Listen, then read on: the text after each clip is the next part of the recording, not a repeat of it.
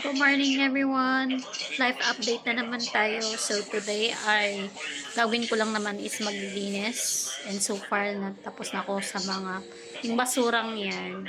Dito talaga yan sa bahay na to. Hindi yan sa amin. So yung basurero pupunta dito mga around 9 or 10 a.m. So ilalabas namin yan para may malinis na.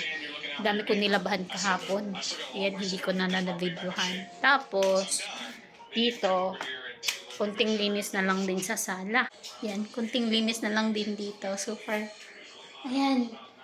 Ay, yung pag-transfer talaga namin na sobrang stressful. But last night, we had a karaoke with the kids. Ayan. Kunting linis na lang din sa kusina. Ayan.